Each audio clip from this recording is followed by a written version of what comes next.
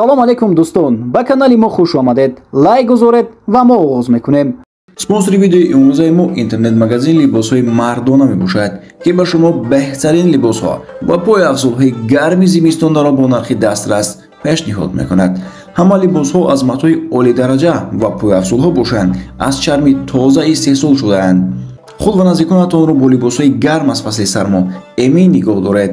Барои фармоиш дар васиби рӯи экран буда нависед ва барои тамошои дигар намуди либосҳо телеграм канал дар зери комментария ҳаст.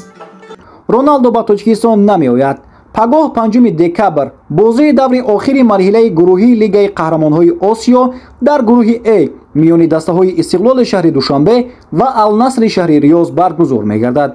Вохӯрӣ дар варзишгоҳи марказии шаҳри Душанбе соати 21:00 оғоз мешавад.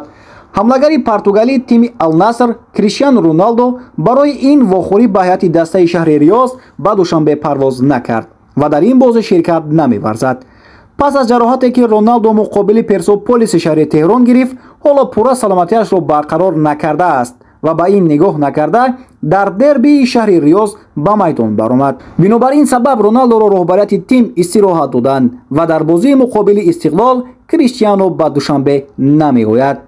ситораҳои дигари тим Садио Мане, Эмрик Леопорт, Отавио, Андерсон Талсика ва дигар бозингарон ба Душанбе парвоз карданд ва дар бозии муқобили Истиқлол ба майдон мебароянд. ҳамин тавр ба наомадани Роналдо орзуи мухлисони зиёди футболи тоҷик, ки хосдори аз наздик дидани бозии ӯро доштанд, ҷомаи амал напӯшид. ин буд видеои имрӯзаи мо дӯстон. хайр то дидори навбатӣ. шоду пирӯз бимонед.